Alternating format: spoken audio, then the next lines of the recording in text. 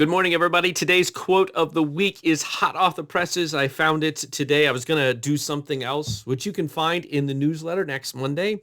I wrote about it instead of putting it on this video, but this is brand spanking new. This quote came from my devotion this morning from the Treasury of Daily Prayer. Great devotional resource, tons of stuff in it. The biggest problem with that devotional book is figuring out how to get started with it because there's so much great stuff. But one of the things I love is that often I get my quotes that I share with you from that book. And this one today comes from Saint Augustine, Augustine of Hippo. It was a longer quote, but he said this: "This then is true liberty, the joy that comes in doing what is right." That is worth thinking about, isn't it? Let me say it to you again. This then is true liberty, the joy that comes in doing what is right. All right, I might get myself into trouble here because, like I said, I just looked at this morning, but it's got my brain thinking. I'm going to share some thoughts, would love your feedback. But this explains a lot. It really does. Imagine this, okay? Liberty is the joy that comes from doing what is right. So now, enter the sinner. And by sinner, I mean the person who does wrong, whose thoughts are wrong, whose heart is set on the wrong thing, and who thinks about things in the wrong way. The sinner, right? This person, according to what Augustine says, is not free, right? Because they are not doing what is right. But they want to be free. They want to be free, even though they are not. So the sinner, desiring freedom, substitutes doing right as their definition with freedom by simply refusing to admit they're wrong. Does that make sense? Right? If true liberty is the joy that comes in doing what is right, and I'm a sinner who is stuck in sin and doesn't even understand what right and wrong is, then my substitute, because I want to be free, is just never admitting I'm wrong. It's a poor substitute. But I think this is where the idea comes from, that freedom is nobody telling me what to do. I think that's the sinner in me longing for freedom, but struggling to even understand what is right, and therefore just don't tell me that I'm wrong. Let me do things the way I want to do them, and maybe I'll feel free. But that's not freedom, right?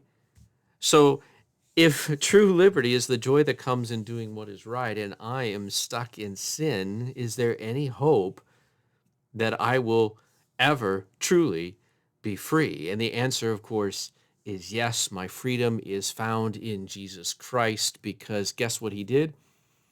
He came, and by fulfilling the law, living the perfect life, the right life, the righteous life, and then taking on my sins and paying the punishment for them, he has delivered the right life or righteousness to me. He's given it to me as a gift. So the right life has come from outside of me. It's come from my Savior, Jesus Christ. He has given me righteousness. He has freed me. He has freed me. Now, am I still a sinner? Yes. It's something I struggle with every single day. But I can confess my sins, which is the opposite of what the sinner by nature does, which is refusing to admit that he or she is wrong. I can confess my sins knowing that God will forgive my sins. He will make me right. Right? And then I can look at the law that tells me what righteousness is, what love is, and I can struggle against myself for the sake of my neighbor, right? And God, who works through me, not just for me, but through me, can do some right stuff, right? He can use me to do some right stuff. And when he does, that's good. That's good, right? So I'm freed by Christ who gives me his righteousness, who makes me right, right? So again, Augustine says, this then is true liberty, the joy that comes in doing what is right. Um, Interested in your feedback. Like I said, just been thinking about this morning and wanted to share a few thoughts with you. If you think I'm off on something, let me know. If your definition of freedom is completely different, you want to challenge this, I'd love to hear what you have to say and consider that as I consider to ruminate, cogitate on a great quote from a brilliant man, Saint Augustine. God bless you all. God bless your week. If you're not, if you're in the Evansville area and you don't have a church home, obviously these videos are kind of designed for the members of Concordia, but they get out to other people. If you've seen a couple of videos, you're in the area, you don't have a church home, you're looking for one, we would love to meet you. Our Bible class on Sunday. We have some during the week as well, but our Bible class on Sunday is going through Romans. We're in just starting Romans chapter 4. You're welcome to join us around 9 o'clock. That class starts, and then at 10:30 is the divine service of Christ meets us to give us the gifts of forgiveness, life, and salvation, to give us his righteousness. We'd love to have you join us. God bless you all. God bless your week.